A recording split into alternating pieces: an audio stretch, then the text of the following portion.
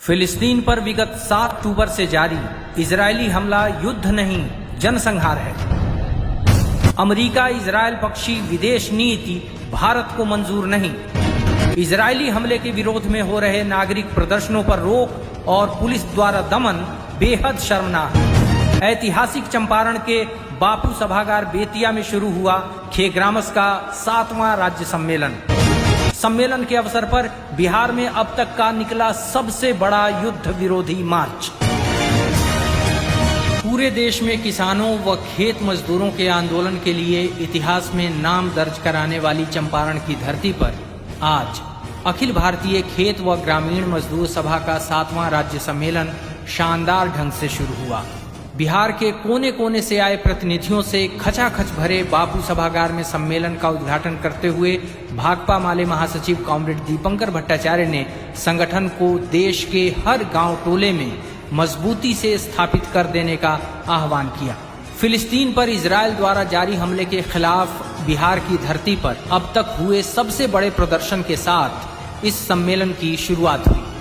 इससे पहले भाकपा माले महासचिव कॉमरेड दीपंकर भट्टाचार्य, अखिल भारतीय खेत व ग्रामीण मजदूर सभा के राष्ट्रीय महासचिव धीरेन्द्र झा, अखिल भारतीय किसान महासभा के राष्ट्रीय महासचिव राजाराम सिंह, ऐपवा की महासचिव मीना तिवारी, सिकटा के विधायक व अखिल भारतीय खेत व ग्रामीण मजदूर सभा के राज्य अध्यक्ष वीरेंद्र प्रसाद गुप्ता, राष्ट्रीय अध्यक्ष सत्यदेव राम, विधायक गोपाल रविदास व मनोज मंजिल आदि भाकपा माले व खेग्रामस नेताओं ने जिला कलेक्ट्रेट स्थित डॉक्टर भीमराव अंबेडकर की प्रतिमा पर माल्यार्पण कर देश में लोकतंत्र और संविधान पर फांसीवादी हमले के खिलाफ निर्णायक संघर्ष का आह्वान किया। फिलिस्तीन पर हमला बंद करो।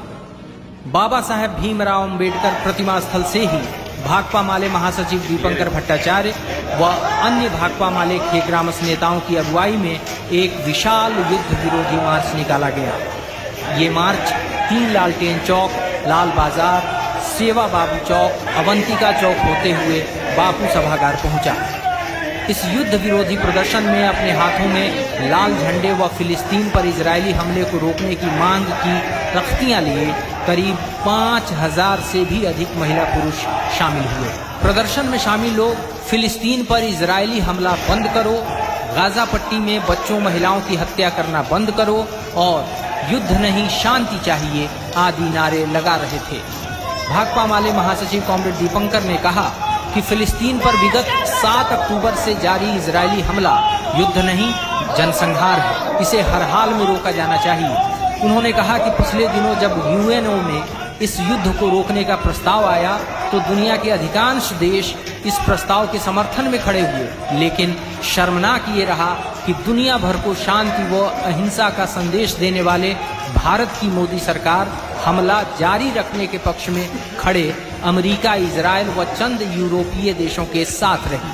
उन्होंने कहा कि फिलिस्तीन में अब तक 10,000 से अधिक लोगों की हत्या हो चुकी है, जिनमें अधिकांश बच्चे हैं।